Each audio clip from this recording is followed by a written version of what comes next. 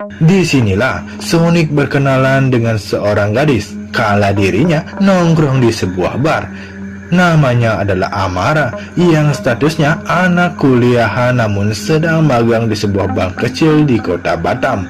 Sebenarnya Amara kenal ya sama Pali, karena mereka kan masih dari daerah yang sama. Bahkan kemudian gadis itu menunjukkan sebuah motel kecil untuk Sonic tinggal sementara dengan harga yang murah. Dari sinilah keduanya menjalin hubungan, yang terkadang Amara juga yang membayar motel supaya Sonic tetap bisa sembunyi dari mertuanya yang terkenal tegas dan galak. Hingga pada awal November 2019, sang mertua, Bapak Dharani, menyuruh salah satu anggotanya untuk menyelidiki tentang seluk-beluk menantunya itu, yaitu si Sonic.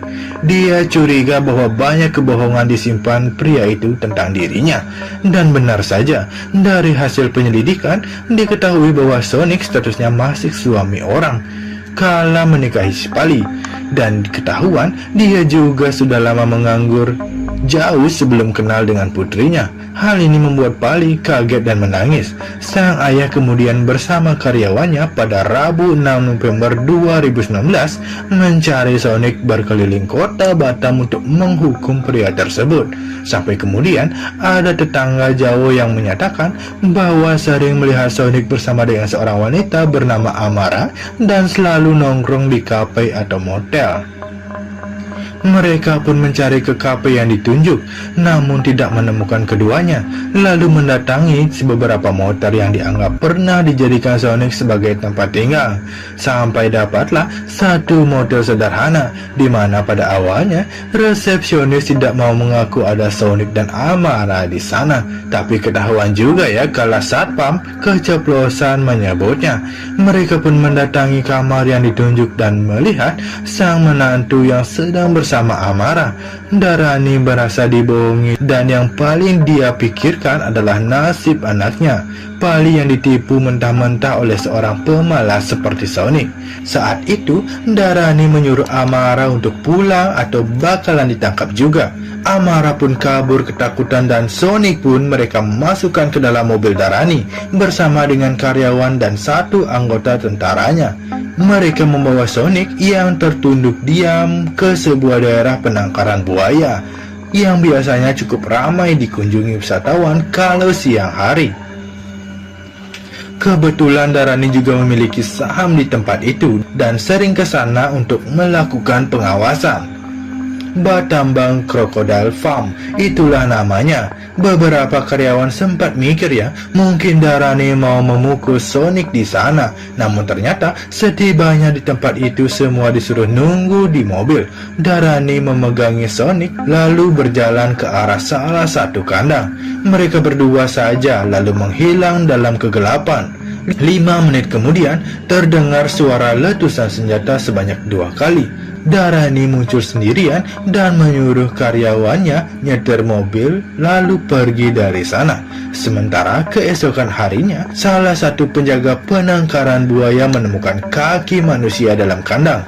Setelah dilaporkan polisi dan dilakukan pemeriksaan, itu adalah bagian tubuh dari Sonic.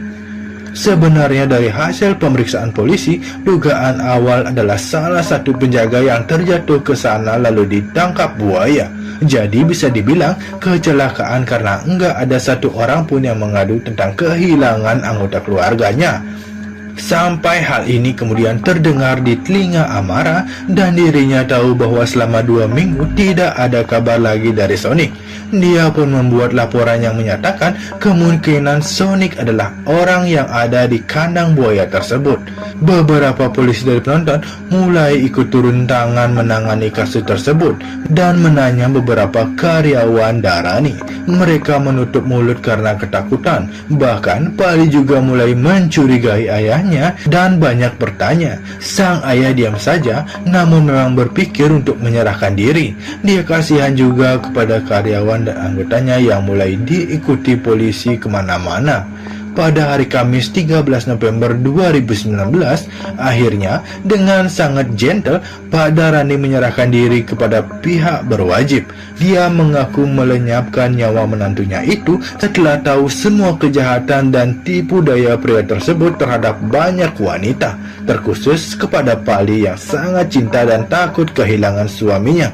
Beliau nggak menyangka ya bahwa putrinya yang berpendidikan tersebut bisa dibohongi oleh pemuda yang dikenalnya melalui Facebook. Bahkan setelah menggelar resepsi besar-besaran, yang tertipu bukan hanya Pali, namun seluruh anggota keluarganya. Pada persidangannya di Battambang awal Maret 2020, Darani mengaku hanya ingin memukul Sonic pada malam itu dan ngasih pelajaran, namun sang menantu melawan. Makanya dia keluarkan senjata dan melepaskan peluru ke tubuh Sonic. Selanjutnya karena bingung mau diapain, ia didorong saja ke salah satu kandang di penangkaran tersebut. Awalnya dia nggak mau bawa karyawan dan anggotanya, namun sempat takut juga Sonic bakal melawan saat di jalan.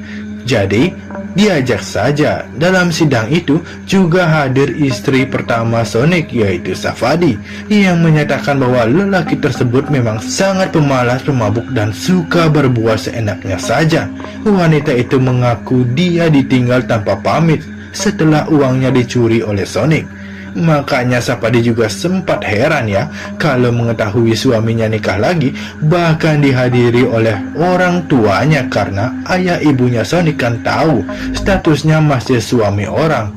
Namun saat ditanyai polisi, info bahwa putranya sudah pisah dari istri sebelumnya. Pak Darani yang selalu ditemani pengacaranya kemudian membeberkan banyak hal tentang apa saja perbuatan Sonic di masa lalu.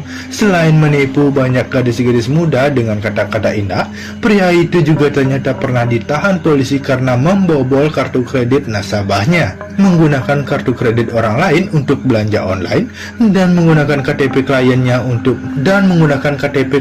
untuk pengajuan dana pinjaman. Dia sempat ditahan selama 3 hari, namun kemudian ada seorang wanita tua yang membayar jaminannya untuk bebas. Namun wanita tua itu menolak untuk bersaksi di pengadilan guna menjaga nama baik keluarganya. Sampai pada hari Jumat 13 Maret 2020, akhirnya juri dan pengadilan yang dipimpin Bapak Baik Kang Jin menyatakan bahwa Pak Darani bersalah dengan tuntutan kejahatan tingkat 2, yaitu penyerangan yang menyebabkan nyawa Sonic melayang. Pak Darani dianggap membela diri saja dan dia pun dijatuhi hukuman 15 tahun kurungan penjara dan boleh bebas setelah menjalani minimal 10 tahun penjara. Dia juga diberhentikan dari jabatannya, sementara karyawan dan anggota yang kala itu ikut menemaninya tidak dijatuhi hukuman apa-apa. Ada terjadi pro dan kontra setelah pembacaan keputusan. Walaupun Sonic jahat, banyak berspekulasi seharusnya Pak Darani ini kenapa nggak dituntut tingkat 1, padahal dengan sengaja dan terencana untuk menyingkirkan Sonic, bukan sekedar membela diri. Namun mungkin pengadilan punya sudut pandang berbeda dan beberapa pertimbangan kepada Pak Darani yang selama ini dianggap udah punya jasa besar terhadap negara Kamboja. Di pihak lain, Amara kemudian juga mendapat hukuman 4 bulan penjara atas tuntutan perbuatan yang tercela. Bagaimana menurut kamu? Apakah hukuman yang didapatkan sudah sesuai? Tulis pendapatmu di kolom komentar ya guys. Terima kasih telah menonton dan sampai ketemu di video selanjutnya.